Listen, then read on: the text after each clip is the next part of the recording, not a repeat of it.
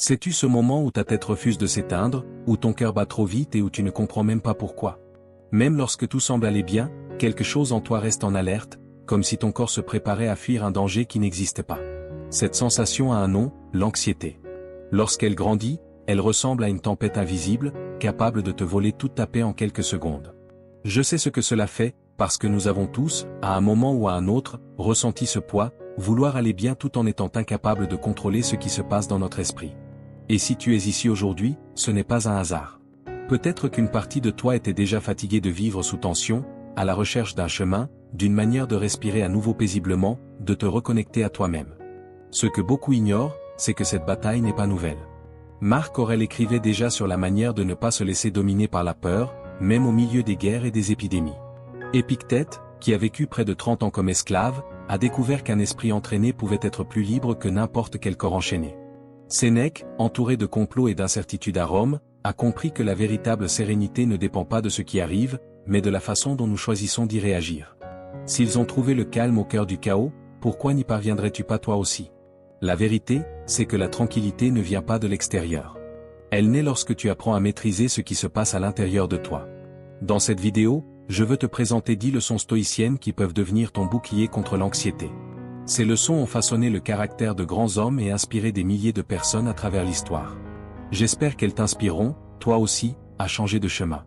Mais avant de continuer, je veux te proposer quelque chose de simple. Écris dans les commentaires, « Je suis plus fort que mon anxiété ». Cette phrase est bien plus que des mots. C'est un choix. C'est le premier pas pour cesser de lutter contre ton esprit et commencer à l'entraîner. Marc Aurèle a écrit une pensée qui résume parfaitement tout cela. Aujourd'hui, j'ai échappé à l'anxiété. Ou plutôt, je l'ai écartée, car elle était en moi, dans mes propres perceptions, et non à l'extérieur. Aujourd'hui, toi aussi, tu peux faire la même chose. Et lorsque quelqu'un lira ton commentaire, il pourra ressentir le même élan pour continuer. Car lorsqu'une personne choisit d'affronter ses peurs, elle inspire les autres à en faire autant. Commençons. Numéro 1. La dichotomie du contrôle.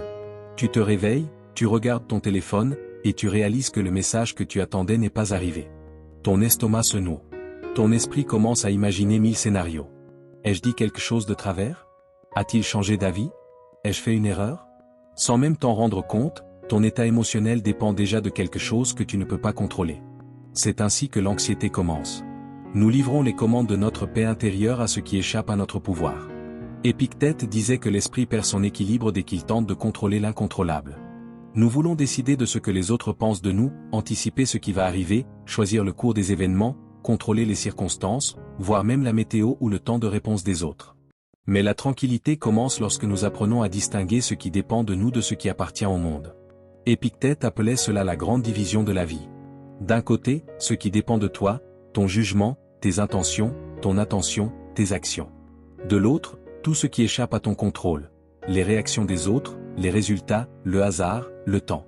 Comprendre cette frontière, c'est comme allumer la lumière dans une pièce sombre. La peur diminue. L'esprit retrouve sa clarté. Ce qui semblait écrasant devient soudain gérable. Imagine cette situation, tu attends une réponse importante, et le silence de l'autre côté semble hurler. Tu ne peux pas contrôler le moment où cette personne répondra, mais tu peux choisir ce que tu fais pendant l'attente. Tu peux gaspiller ton énergie à actualiser ton téléphone toutes les 20 secondes.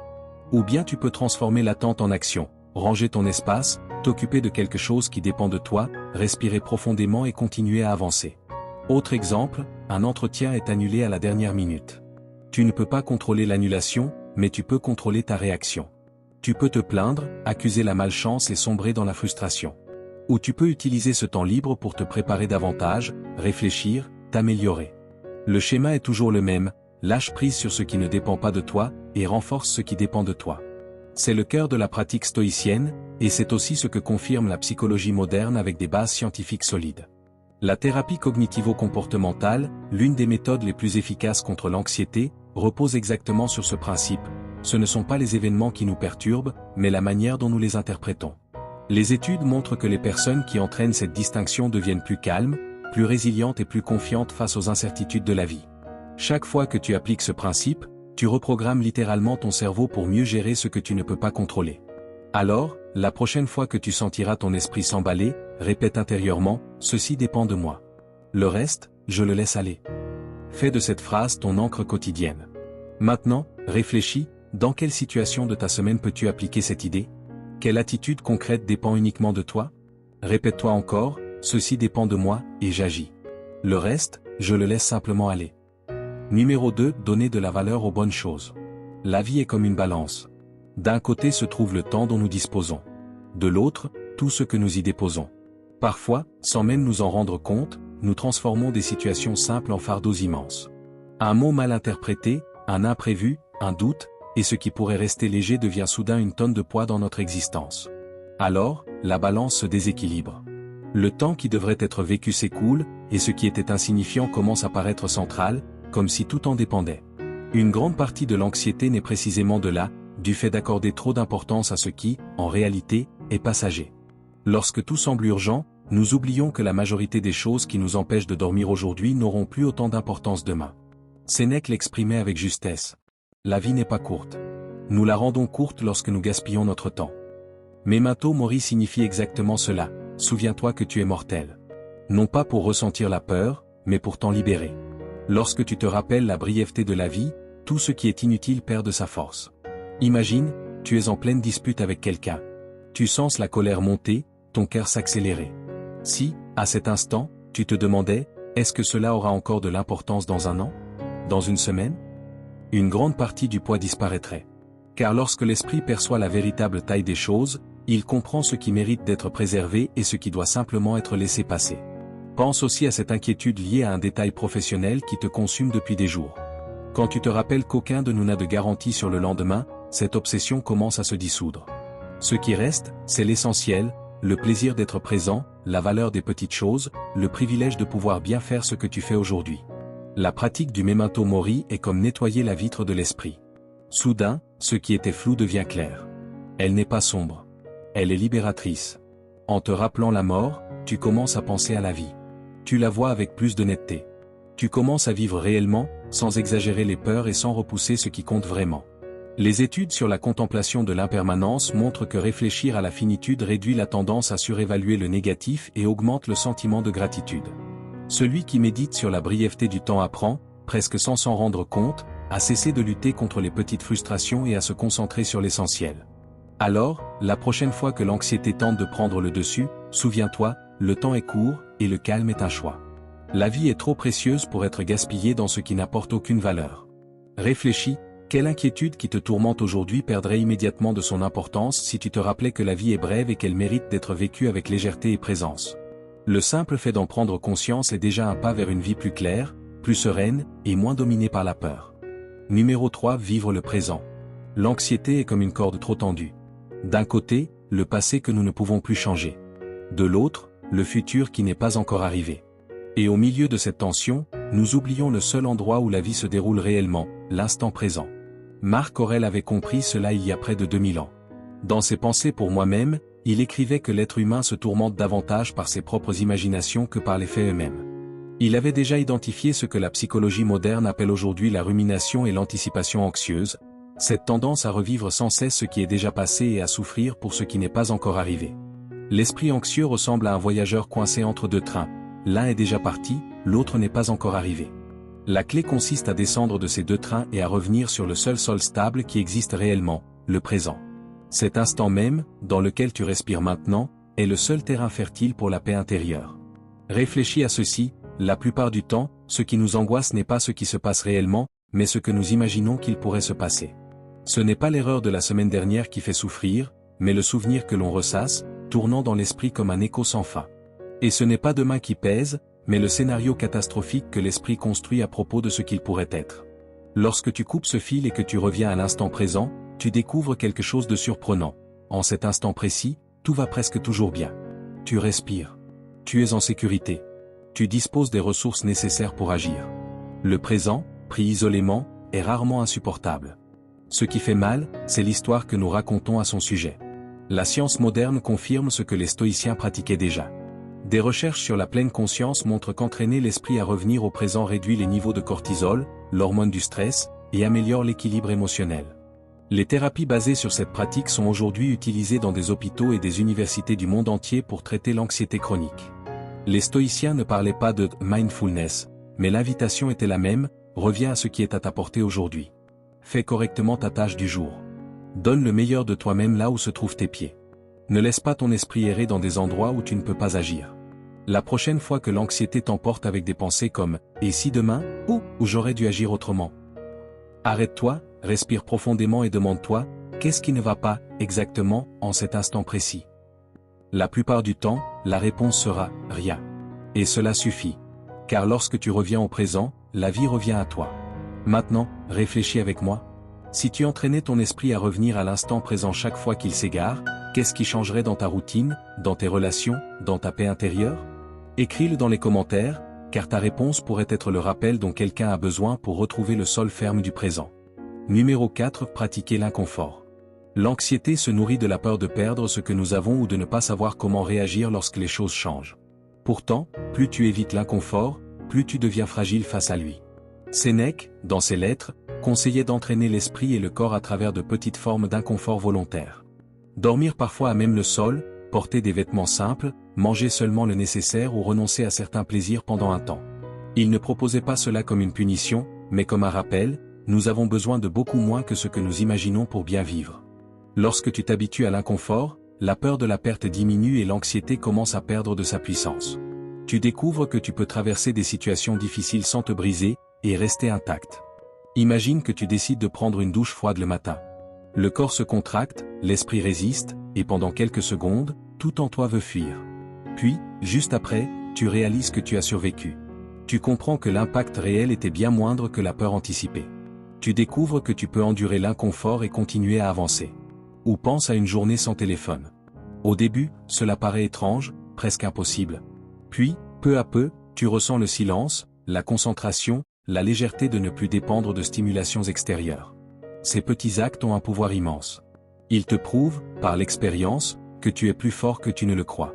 Sénèque disait, « Éduque-toi de façon à ne pas manquer de ce que la fortune peut te retirer. Quand tu apprends à vivre avec moins, rien d'extérieur n'a le pouvoir de t'ébranler. » De nombreuses études sur l'exposition progressive au stress montrent que de petites doses d'inconfort, pratiquées de manière consciente et sécurisée, renforcent le système nerveux et augmentent la résilience. C'est comme entraîner un muscle, plus tu le sollicites, plus il devient fort. Sortir de sa zone de confort n'est pas qu'une belle expression. C'est un véritable entraînement mental contre la peur et la vulnérabilité. Commence donc par des choses simples, une journée avec une nourriture plus basique, une soirée sans luxe, une matinée sans distraction. Ces pratiques te rappellent que l'essentiel se trouve à l'intérieur de toi, et non à l'extérieur, et que tu peux toujours y accéder. Tu ne traverses pas n'importe quelle tempête sans te briser par hasard. Tu deviens émotionnellement fort lorsque ta stabilité et ta paix intérieure ne dépendent de rien d'extérieur à toi. Et c'est là la plus grande des libertés. Numéro 5. Utilise la raison comme encre. Lorsque l'anxiété prend le dessus, c'est que l'esprit a perdu son centre.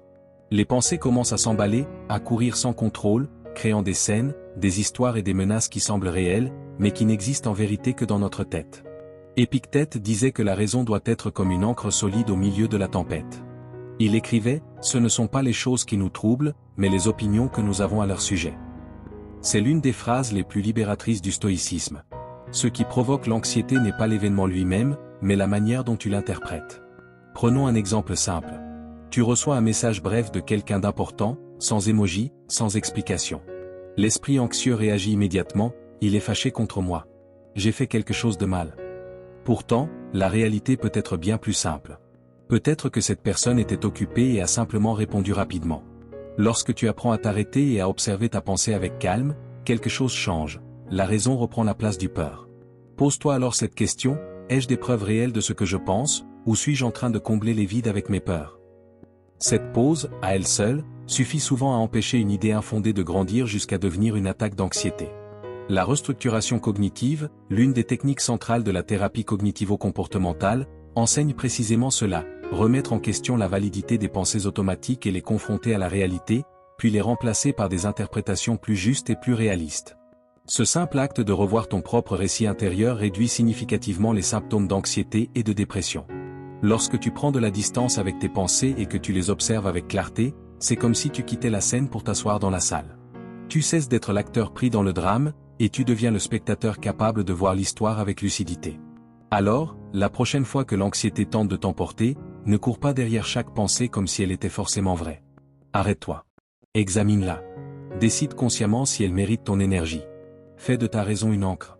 Non pas un juge sévère, mais un allié calme et lucide, qui te rend le contrôle sur ton propre esprit et te rappelle que toute pensée n'a pas vocation à devenir une vérité. Numéro 6. Accepter l'inévitable. L'une des plus grandes sources d'anxiété est la résistance à ce qui est déjà arrivé ou à ce qui échappe à notre contrôle. L'esprit veut tout maîtriser, la météo, l'humeur des autres, le cours des événements. Et lorsque la réalité ne suit pas le plan prévu, il s'agite, lutte, force, et finit par s'épuiser. Marc Aurèle écrivait « Aime ce qui t'arrive et ce qui est entrelacé à ton destin ». Ce principe stoïcien s'appelle amor fati, aimer son destin.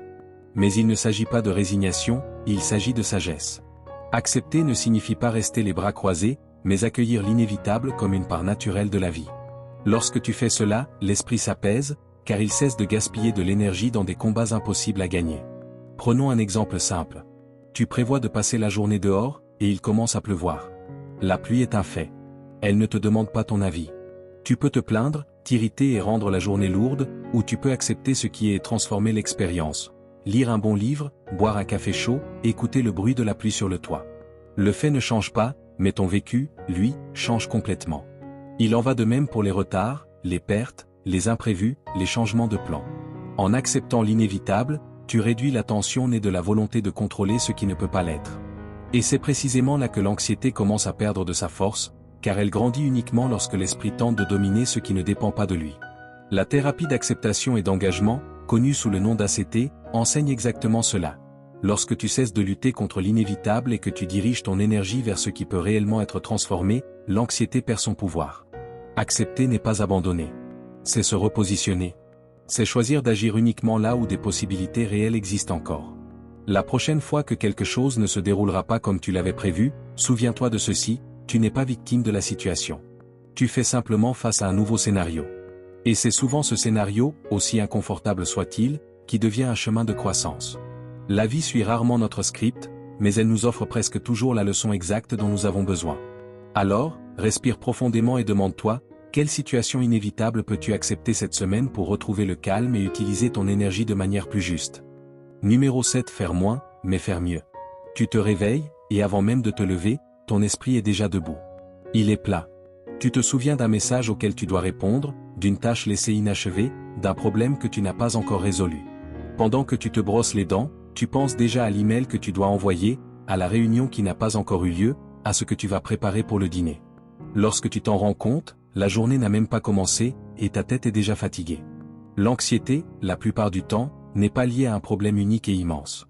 Elle naît de l'accumulation de petites obligations qui s'empilent sur tes épaules comme des pierres invisibles. Nous vivons dans une époque qui glorifie l'excès, les agendas surchargés, le fait de tout faire, d'être toujours disponible. Mais l'esprit humain n'est pas conçu pour porter 10 choses à la fois sans se fragmenter. Lorsque tu fais moins, mais avec plus de présence, quelque chose change en toi. L'esprit se réorganise, le corps se détend, et la journée redevient contenue, respirable. Pense aux journées où tu dis oui à tout. Tu aides sur un projet supplémentaire, tu réponds aux messages dès qu'ils arrivent, tu acceptes des réunions inutiles et tu essaies encore de suivre chaque notification qui clignote sur ton écran. À la fin, le corps est épuisé, l'esprit agité, avec cette étrange impression d'avoir beaucoup fait, sans que rien n'ait vraiment avancé. Imagine maintenant un autre scénario. La même journée, mais avec de la clarté. Tu choisis 3 tâches réellement importantes et tu les accomplis une par une.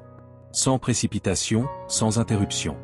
À la fin, l'esprit est léger, le corps calme, et le sentiment qui demeure est celui du sens, non de l'épuisement. Remplacer la quantité par la qualité réduit naturellement l'anxiété. Le multitâche augmente le niveau de cortisol, l'hormone du stress, et crée une fausse impression d'urgence permanente.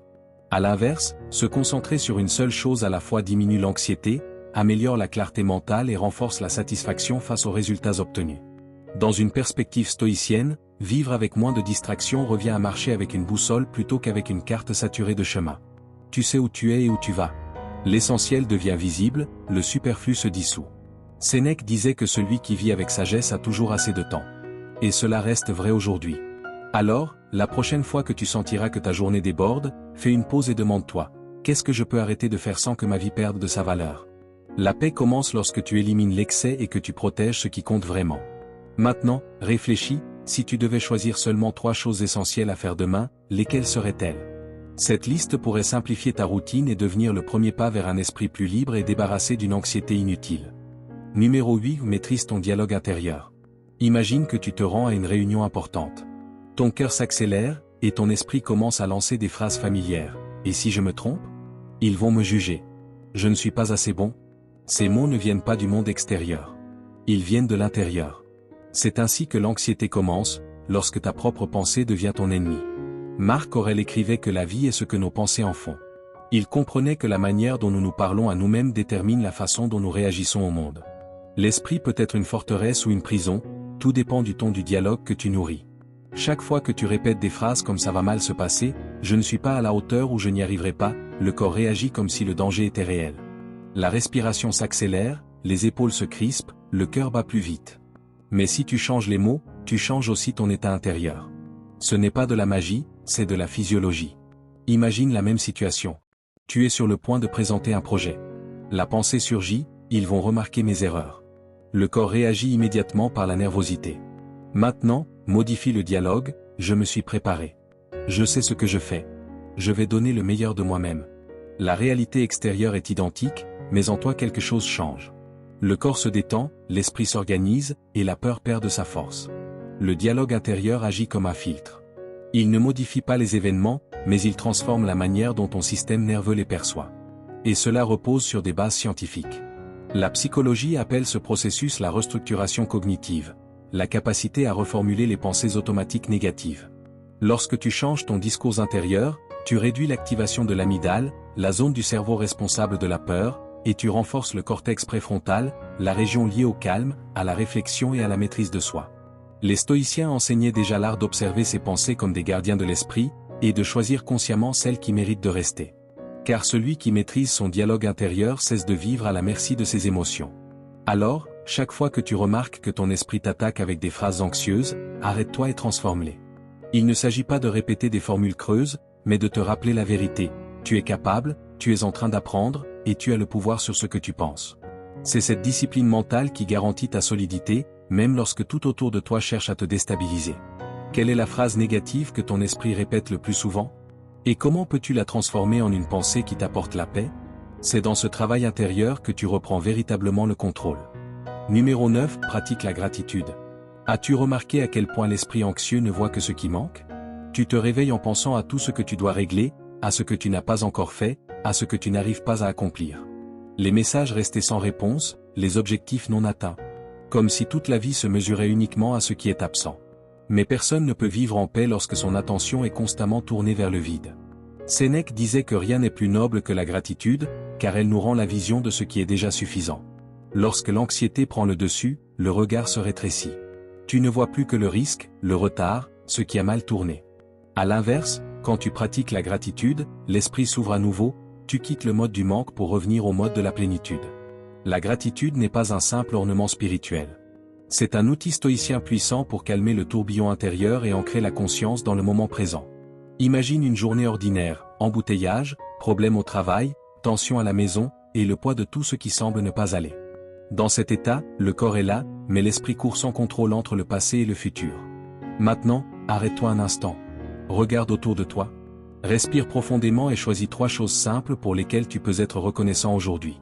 Peut-être ta santé, le sourire d'une personne qui t'aime, un repas chaud sur la table, ou simplement le fait d'avoir une nouvelle journée pour recommencer. Ce geste simple modifie la chimie de ton esprit. Lorsque tu exprimes de la gratitude, le cerveau libère de la dopamine et de la sérotonine, des neurotransmetteurs liés au calme et au bien-être. Les recherches montrent d'ailleurs que les personnes qui écrivent chaque jour 3 choses pour lesquelles elles sont reconnaissantes réduisent significativement les symptômes d'anxiété et de dépression, et dorment mieux. La gratitude n'efface pas les problèmes, mais elle change l'angle depuis lequel tu les regardes. Elle te rappelle que, même au cœur de la tempête, il existe toujours un sol stable sur lequel s'appuyer. Et c'est sur ce sol que la sérénité commence à grandir. Fais l'expérience ce soir. Avant de t'endormir, ferme les yeux et pense à 3 choses qui méritent ta gratitude aujourd'hui. Peut-être que rien n'est encore réglé. Peut-être que rien n'a changé extérieurement. Mais intérieurement, tu ressentiras un soulagement immédiat, comme si le poids de la journée devenait plus léger. Alors dis-moi, si tu ne pouvais remercier que pour une seule chose aujourd'hui, laquelle serait-ce? Lorsque tu reconnais ce que tu as, même dans les jours difficiles, tu renforces la certitude qu'il existe toujours une raison de respirer plus profondément, et de continuer. Numéro 10. Rappelle-toi que tu as déjà survécu. Pense à toutes les fois où tu as cru que tu n'y arriverais pas, à une douleur qui semblait insupportable, à une perte qui t'a fait vaciller, à une peur qui paraissait plus grande que toi. Et pourtant, tu es passé à travers tout cela. Tu es ici, en train d'écouter ces mots, avec plus de force et de conscience qu'auparavant. L'esprit anxieux a tendance à nous tromper. Il nous fait croire que le défi actuel est le pire de tous, que cette fois-ci, ça ne va pas marcher, que nous n'avons plus d'énergie. Mais il existe un puissant antidote contre cette illusion, se souvenir que tu as déjà survécu auparavant. Marc Aurèle le faisait au milieu des guerres et des incertitudes. Dans ses méditations, il écrivait sur les douleurs qu'il avait déjà supportées, les pertes qu'il avait affrontées, et sur le simple fait de continuer à se tenir debout. Ce souvenir ne l'angoissait pas, il voyait derrière lui une trace de bataille gagnée, des preuves silencieuses qu'il était plus fort que ce que la peur pouvait laisser croire. Toi aussi, tu possèdes cette trace. Peut-être as-tu déjà affronté la fin d'une relation, une dette, une crise de santé, une profonde déception. À un moment donné, tu as cru que tu ne pourrais pas continuer. Mais tu l'as fait.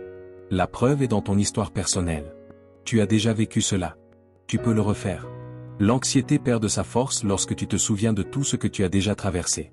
C'est l'antidote, regarder le passé et constater que tu as déjà affronté des tempêtes plus violentes, et que chacune d'elles t'a préparé à la suivante. La psychologie moderne appelle cela la récupération des preuves personnelles. C'est une pratique utilisée dans les thérapies contre l'anxiété, le patient note les moments difficiles qu'il a surmontés, afin de se rappeler que la douleur ne dure pas éternellement. Cet exercice simple réduit la peur anticipatoire et renforce la confiance en soi.